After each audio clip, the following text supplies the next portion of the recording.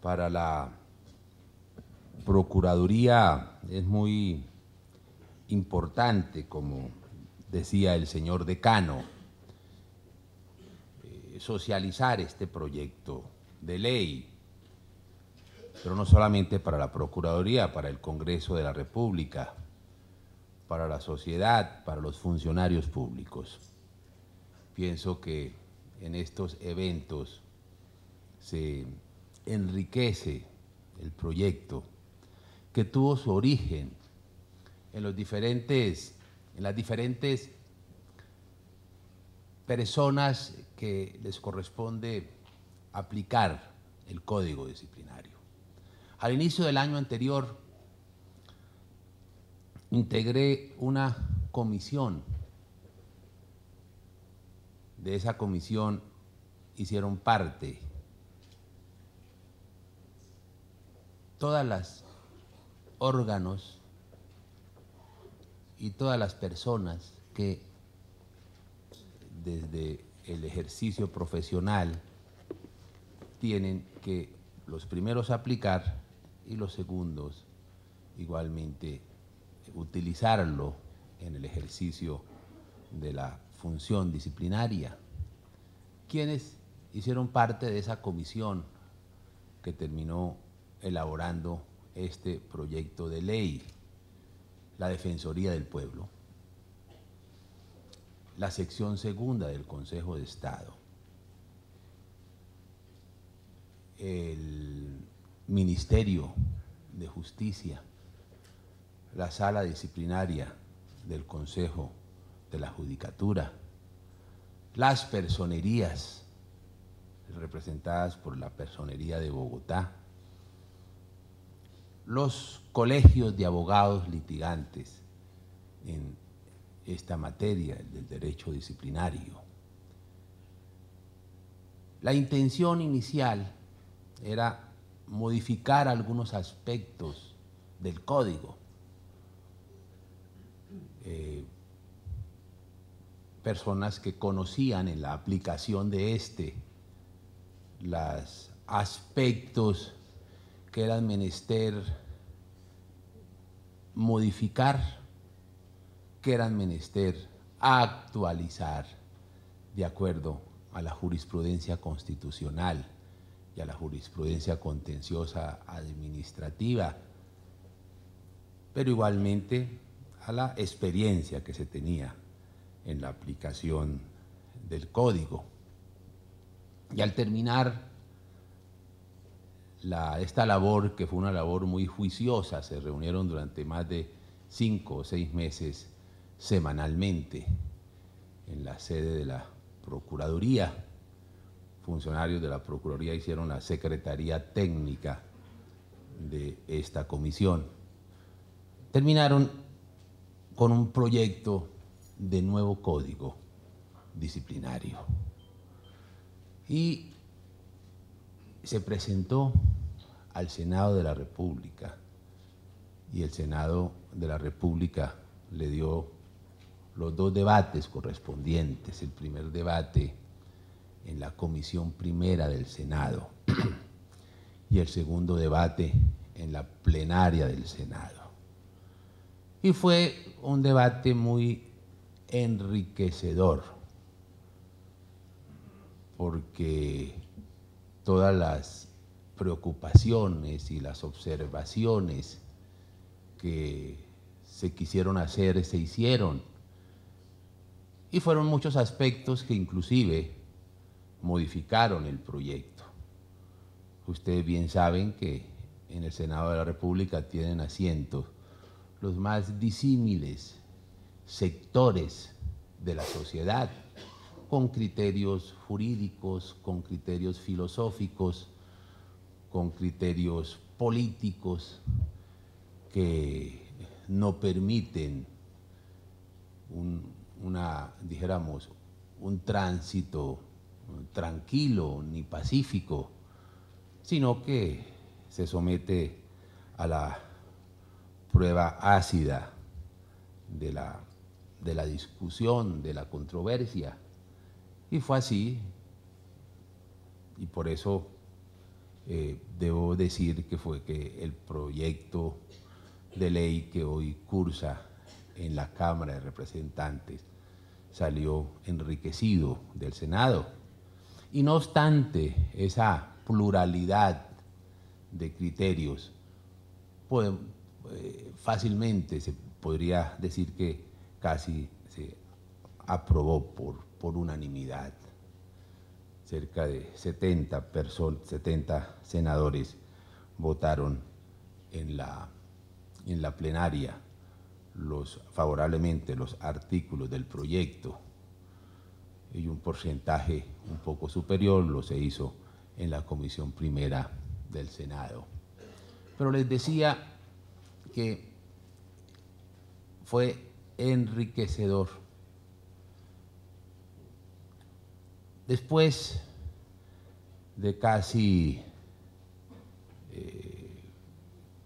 el actual Código Contencioso, es la Ley 734 del 2002, o sea, cerca de 15 años tiene este código en vigencia, y tuvo un contexto que vale la pena recordar. ¿Cuál fue el contexto?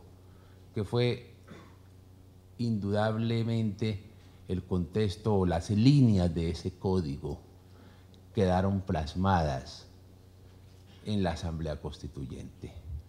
Vale la pena advertir cuál fue ese contexto para entender también muchas de las instituciones que hoy están consagradas en el derecho disciplinario. La Constituyente del 91 le correspondió enfrentar una de las épocas más aciagas de nuestra historia política, la violencia y la amenaza creciente de la corrupción fueron unos de los aspectos que le correspondió al Constituyente del 91 abordar con decisión. Pero en lo que refiere a la corrupción, era la época en que la amenaza de los órganos, o mejor, de las empresas criminales de la corrupción, amenazaban con cooptar las autoridades para diseñar de allí las políticas públicas y beneficiarse con ese diseño de las políticas públicas. Y uno de las móviles que tuvo, de las preocupaciones que le asistió al constituyente, fue precisamente ese: lograr diseñar un instrumento eficaz para combatir la corrupción. Por ello, fue el Constituyente del 91 que fortaleció los instrumentos disciplinarios, y por ello tenemos que el mismo artículo 277 de la Constitución amplía sustancialmente el marco dentro del cual la Procuraduría debe ejercer sus competencias disciplinarias. Es el artículo 277, numeral sexto de la Constitución, que habla de cómo la Procuraduría será la máxima autoridad disciplinaria, correspondiéndose disciplinar a todos los funcionarios públicos, incluidos los funcionarios públicos de elección popular. Fue la Constituyente la que fortalece o que le confiere los dientes al Estado mediante el fortalecimiento de la Procuraduría para lograr dar una respuesta eficaz a esa amenaza creciente, amenaza que no se ha neutralizado, no obstante las actuaciones y las decisiones de la Procuraduría, pero ese hecho deslegitimador de la institucionalidad ya mostraba sus fauces y ya señalaba cuál era la perla de la corona que quería asumir, que quería enredar, que quería tomar como coto de caza en sus actuaciones criminales. Y una de las respuestas del constituyente fue precisamente ese, fortalecer la Procuraduría. Permítame aquí referir unas anécdotas. Cuenta el procurador de la época, el doctor Jaime Bernal, quien fue quien fue el coautor del actual Código Disciplinario de la Ley 734,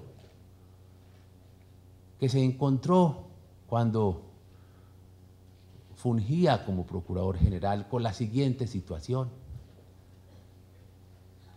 que no obstante las competencias en cabeza de la Procuraduría para sancionar los actos de corrupción, se encontraba permanentemente con funcionarios públicos que tenían 4, 5, 6, 7, 10 sanciones, pero como en esa época no se podía inhabilitar, entonces seguían ellos como funcionarios públicos. Se les sancionaba y se les destituía como alcalde y se hacía elegir concejal. Se les sancionaba, se les destituía como concejal y se hacía elegir diputado. Se sancionaba y se les destituía como diputado y lo elegían gobernador. Y igualmente como gobernador y podía ser nombrado ministro. Entonces era pues un rey de burlas. Un rey de burlas porque no se evitaba el separar a este funcionario de la función pública, sino casi que ello lo utilizaba también como un argumento para lograr sucesivas y futuras designaciones. Y de allí la necesidad, ya se encontró la necesidad de que la facultad disciplinaria, que el poder disciplinario no solamente tuviese la competencia ante conductas que implicaban desconocimiento de la función pública, incumplimiento de la función pública, las destituciones, sino el carácter inhabilitador de ella. Y ese fue uno de los aspectos que quedó claramente establecido en el código hoy vigente.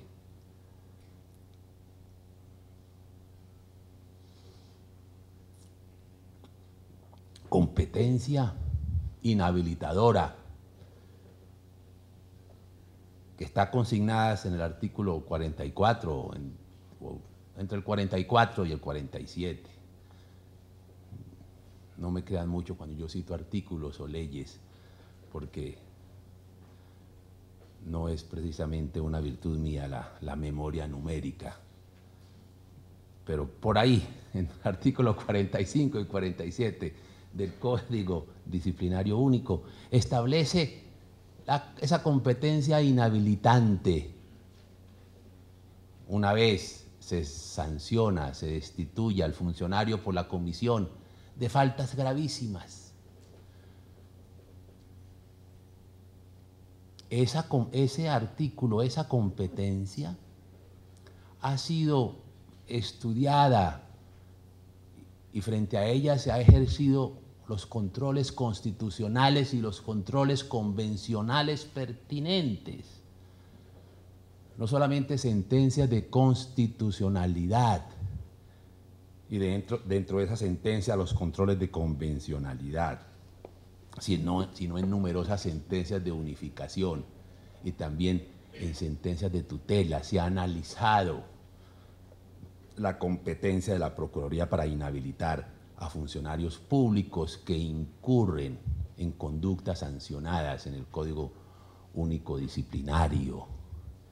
Y ha establecido cómo esa competencia inhabilitante no desconoce las normas internacionales y es compatible con la Constitución Nacional. Me refiero a este tema porque fue uno de los temas muy discutidos en la Comisión Primera del Senado y muy posiblemente serán discutidos en la Cámara de Representantes. Y porque son temas que han salido a colación a propósito de algunas decisiones de la Procuraduría, que no son competencias, para señalar que no son competencias caprichosas del procurador, sino son claras disposiciones constitucionales, claras disposiciones legales que tienen ya más de 4 o 5 o tal vez 6 decisiones judiciales de nuestra máxima autoridad constitucional, que incluso ha surtido los controles de convencionalidad pertinentes. Ha dicho la Corte Constitucional, al ejercer esos controles de convencionalidad, que si bien es cierto que el Pacto de San José, en su artículo 23, señala que solo le corresponderá a las autoridades judiciales imponer sanciones que impliquen inhabilidades frente a los derechos políticos de los empleados públicos, que no dice solamente el 23 de los empleados públicos, sino de cualquier ciudadano, que si bien es cierto existe esa competencia en el Pacto de San José, también es cierto que hay instrumentos internacionales posteriores de los cuales Colombia es signataria, que señalan especialmente el acuerdo o el pacto o el tratado contra la corrupción de Naciones Unidas y otro pacto, otro instrumento internacional similar de los Estados americanos, que señalan precisamente la necesidad de otorgar a las autoridades administrativas la competencia de sancionar e inhabilitar a funcionarios públicos. Pero no solamente ello, las mismas decisiones del Sistema Interamericano de Derechos Humanos tienen una jurisprudencia consolidada en el mismo sentido, resaltando la necesidad de respetar el debido proceso, de respetar el derecho a la defensa, cuando cualquier autoridad, incluidas las administrativas, impongan este género de sanciones.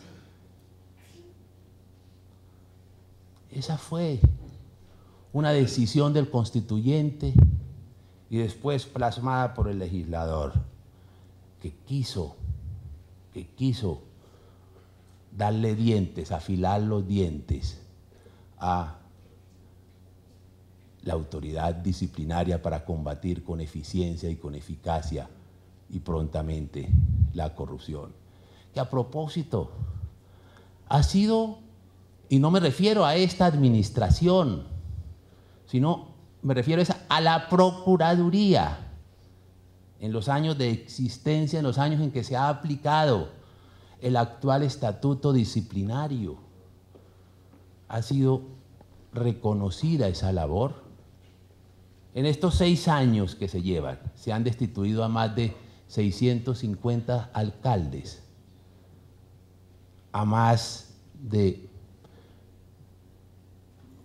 veintitantos gobernadores, a más de 17 congresistas, a un sinnúmero de funcionarios de elección popular, gran parte de ellos en razón de actos de corrupción. Demuestra la eficacia de ese instrumento y la posibilidad de separarlos por el tiempo establecido en la ley del ejercicio de la función pública. A mí me intentaron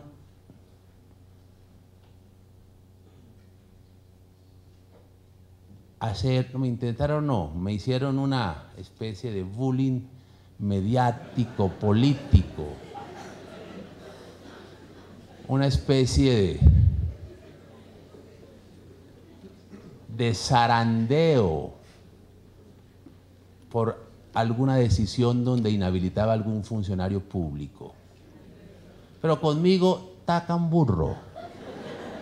Yo no soy zarandeable. Y más aún, me encantan esos escenarios porque me permiten ejercer dialécticamente y me permiten explicar pedagógicamente cuáles las decisiones y la razón de ser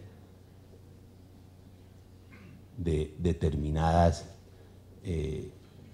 sanciones o determinadas expresiones de las competencias disciplinarias que ostenta la Procuraduría. Es la ley la que establece, la que señala unos mínimos y unos máximos frente a la comisión de determinadas conductas. Y una vez probadas determinadas conductas, le corresponde a la autoridad disciplinaria tomar las decisiones pertinentes, no es capricho de la autoridad disciplinaria. Otra anécdota del mismo exprocurador. Cuando estábamos hablando de estos temas, de las competencias inhabilitantes, me decía, si a mí me tocó redactar el Código Disciplinario de la Ley 734, y en el proyecto inicial, en el proyecto que presenté creo que entró por Cámara, en el proyecto que presenté al Congreso, habían inhabilitantes para temas de corrupción que oscilaban entre los 20 y los 30 años. Y fue el Congreso el que lo redujo entre 10 y 20. Y yo le decía, le acotaba al exprocurador, le decía, doctor Bernal, ¿qué tal que yo hubiera propuesto esto? Si usted, que es liberal y librepensador, propuso eso, yo, que no soy ni lo uno ni lo otro, me hubieran inmolado en la Plaza de Bolívar. Pero esa es una competencia claramente plasmada. ¿Y a qué voy? ¿Por qué tanto preámbulo? Simplemente porque una de las modificaciones muy importantes del proyecto es precisamente el de la proporcionalidad en las sanciones, en las inhabilidades, porque uno de los excesos del actual código, del que hoy está vigente, es precisamente que en tratándose de las faltas gravísimas, no distingue entre las realizadas con dolo y las realizadas con culpa gravísima. Entonces, y si al no hacer esa distinción, entonces señala unas sanciones. Si se prueba que se incurrió en una falta a título de dolo, de culpa gravísima, la sanción tiene unos mismos mínimos y unos mismos máximos entre 10 y 20 años. Y nosotros somos conscientes, y la experiencia lo ha señalado, que es menester hacer la distinción, que es mucho más grave una falta cometida con dolo, que es mucho más grave que una falta cometida por culpa gravísima, que es mucho más grave un acto de corrupción, que son los primeros, los cometidos dolosamente, que una irregularidad de carácter administrativa, que si bien es cierto, ambas afectan la buena marcha de la administración, que es lo que protege el Código Disciplinario, pero debe haber una necesaria proporcionalidad. Ese es uno de los aspectos muy importantes del nuevo Código, que contribuye a darle mayor legitimidad, no solamente a las decisiones, sino mayor legitimidad al instrumento disciplinario. Hay muchos otros aspectos que no me voy a detener en ello, ya me tuve demasiado en el primero, porque me interesaba resaltar algunos aspectos de contextualización para que entiendan las razones de muchos aspectos de la reforma, pero aspectos que se detendrán seguramente las restantes personas que presentarán las ponencias y sobre todo los panelistas expertos, pero temas que tienen que ver con la reorganización de los principios, que tienen que ver con una definición de dolo y culpa, porque no había un concepto de dolo y culpa disciplinaria. Y ese era el origen de muchas confusiones. Aquí este código trae esa distinción entre dolo y culpa disciplinaria. La reorganización de las faltas gravísimas. La adopción del sistema oral, que no sistema acusatorio, sino un sistema inquisitivo oral, un sistema mixto, muy importante. Es necesario darle las decisiones deben ser prontas, porque eso genera credibilidad y genera confianza. No solamente porque no toda investigación disciplinaria quiere decir una sanción. Hay muchas de las investigaciones que concluyen en archivos o en decisiones inhibitorias, pero igualmente el funcionario no puede estar sub iudice años y años y años, pero y lo más importante, el ciudadano requiere conocer prontamente de sus quejas y saber prontamente y conocer si hay sanciones que sean prontas durante el ejercicio de las funciones del funcionario público investigado, en el evento en que haya incurrido en faltas. Eso es pedagógico, eso envía mensajes muy claros a la ciudadanía y mensajes muy claros a los corruptos. Y en eso la Procuraduría ha hecho mucha pedagogía, porque ha utilizado, tal vez en esta época es donde más se ha utilizado el proceso verbal en la Procuraduría y a altos funcionarios. No tengo por qué traer casos concretos, pero sí para que entiendan la importancia y la utilidad de decisiones prontas y cumplidas, y la Procuraduría tiene instrumentos para ellos. El caso del cartel de la contratación en Bogotá. Hace más de 4 años, creo, o ya rayan los 4 años, que las decisiones de la Procuraduría están en firme. Procesos que duraron, y me tuve que soportar a no sé si todavía es profesor acá, y es de representante, de abogado de uno de los investigados. Me tocó ejercer la virtud cristiana de la paciencia. Pero bueno, se hizo pedagogía y se hizo justicia sobre todo. Hace 4 años, para que ustedes vean la importancia del instrumento disciplinario y de la eficacia de este. Hace 4 años tenemos decisiones en firme, donde destituimos, donde sancionamos a un alcalde, a otro, de la época.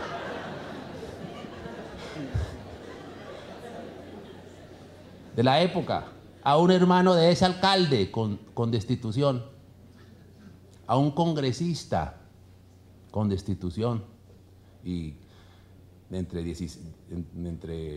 12 y 16 años o 18 años, al Contralor de Bogotá, a la directora del IDU, a 7 funcionarios del IDU, a varios concejales, al personero, claro que no fue por esos temas, pero también fue por esa misma época destituido, hace 4 años.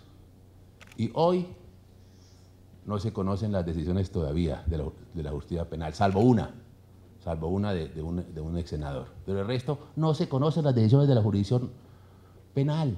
Y eso no es una crítica, es simplemente haciendo una reflexión en torno a cómo a este sistema disciplinario hay que fortalecerlo porque permite mayor prontitud, porque ello indudablemente es el instrumento más eficaz del Estado colombiano para combatir la corrupción y las malas administraciones que tanto afectan en últimas a los derechos humanos, a los derechos sociales, políticos y económicos de los ciudadanos, porque con esas conductas pues hay menos escuelas, menos colegios, menos vías de comunicación, menos obras de infraestructura. Entonces, el principio de oralidad. En materia de pruebas, por primera vez se van a tener un sistema probatorio propio, porque teníamos que acudir a una ley que está derogada, a la ley 600, y es un sistema probatorio propio por primera vez. Bueno, tantos otros aspectos que las personas que me sucederán en mi intervención lo explicarán. Muchas gracias.